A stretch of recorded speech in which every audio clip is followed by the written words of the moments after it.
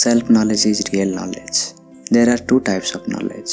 One is true knowledge, which is of the self, and the other is false knowledge, which is of the nature of ignorance.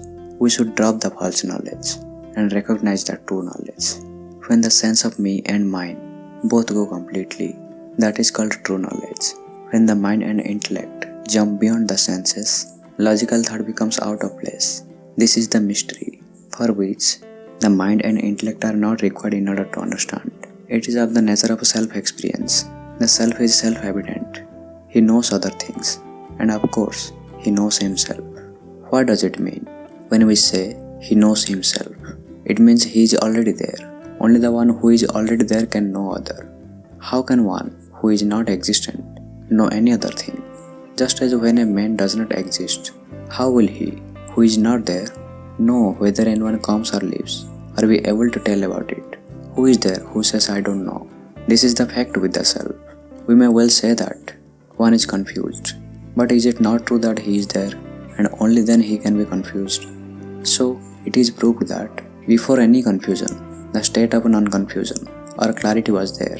Actually, there is no existence to anything else except the self. There is a term I am, Soham. I am is continuously being repeated day and night without speaking a word. It is a constant awareness. The word japa in Sanskrit has one meaning as repetition, but it has another meaning in Marathi, which is to take care of, or to protect, or nurture. This is all automatic. In all the bodies of all creatures, the repetition of a soundless sound, Soham and Hamsa, is continuous with the breathing. By understanding this, a man is free of all bondage. In all creatures, the awareness of I am is constant. The music of the term I am is going on day and night. First it was the individual, or Jiva, and then it becomes Shiva. Then both disappeared, and the term I am remained as amness. No one gets an experience that I am not. To say that I am not is to say I am. A student wrote a note to his teacher, I am not present today. The teacher smiled when he read it. He thought, this student writes by his own hand that he is not present. A man said, I have no mouth. I do not speak. I cannot speak. He was only able to say this by speaking. The experience of being is beyond the origination of speech, para-speech, without needing mention. The world of knowledge is the vision of understanding. How can one know I am dead? The truth is, I will not die. I am not dead. At the time of death, the dirt is gone, and what remains is pure. Let one think that the death of the dirt has happened. The body is dirt. The intellect attached to body is dirt. Have no attachment to the dirt. If one is detached, who died? How did he die? To try to know is ignorance. Eyes are there, but they cannot see themselves. When the self is conscious of himself by his own sense, it is self-luminance.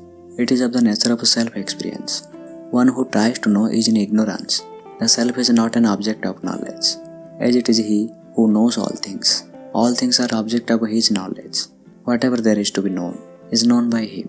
Whatever is known is called the object. That which is cannot be known by any objects remains objectless. He is presiding over all. He is the first and primordial eye. He is that eye which sees all, which nobody or nothing in the world can shut. He is always awake. He does not forget. He is the sun who knows all. The sun is called Surya in Sanskrit, which also has the meaning that he is endless, limitless, and all-pervading.